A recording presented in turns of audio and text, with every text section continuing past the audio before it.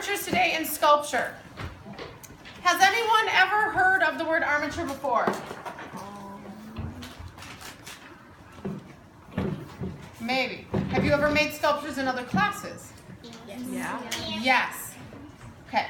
So the first thing I want you to think about is, as humans and animals, we have a system inside of our bodies that holds us up. If we didn't have it, we would be like a puddle of skin and muscle. What is inside of us? Bones. So animals have it, humans have it. Dinosaurs and bugs, there's certain types of bugs that have something called exoskeletons, which is the bone structure is the outside of the body. So it's sort of like a hard shell. Tortoises have it, turtles have it, ants, beetles, they have it. So that all that muscle and all that soft material is protected because they're moving around the world in places they could get smushed or damaged, okay? We are the opposite. So an armature is the structure that is the inside or the beginning part of a sculpture. So for sculpture, you have to do several steps. And once we get to sort of past step 3, you'll know how to do those because that's adding surface things like color or texture with paint and maybe tissue paper or different things like that. So if I'm going to start a sculpture and I just want to give you the armature piece. So it's going to be an abstract sculpture. But I want it needs to be sturdy and it needs to be vertical. That's what my goal is. Okay, so I'm going to start with this.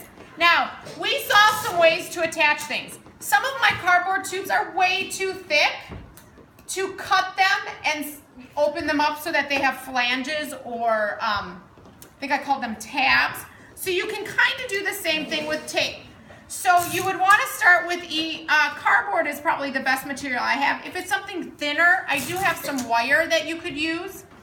But overall, we should be doing it with cardboard in my classroom. So I'm going to take a bunch of pieces of tape and I'm going to create tabs with them because my cardboard here is way too thick. So do you see how I've created tabs? Okay.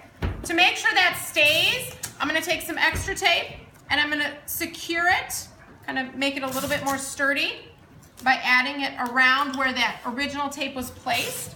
And I'm going to kind of overlap some of these as well.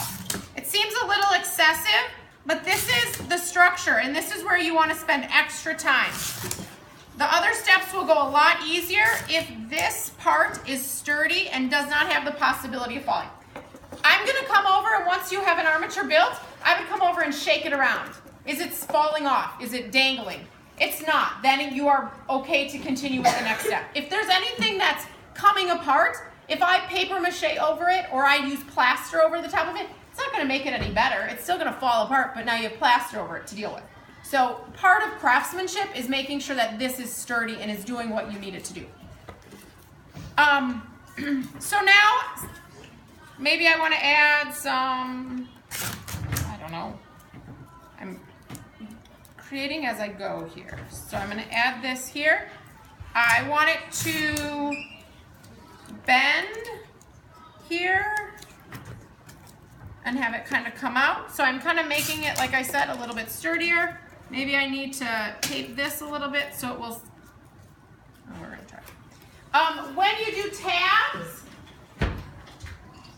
some of my tubes are thinner, so I could cut these and I can open them up. Maybe I want to have this sticking off the side too. I don't know why. Just to give you a sense of how can I attach things. Maybe this should be a robot. I don't know. Okay. Again, at some point, you want to double check, wiggle it around, make sure nothing's falling off. I have pieces that have texture on it that you could add to the surface as well to add variety. Can you put this in here? Maybe. I don't know that that's going to stay very well, but we'll give it a whirl.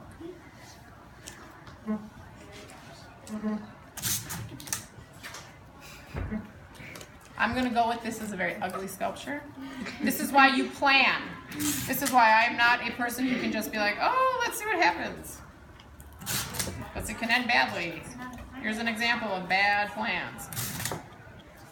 Bad ideas. That happens to good people. Okay.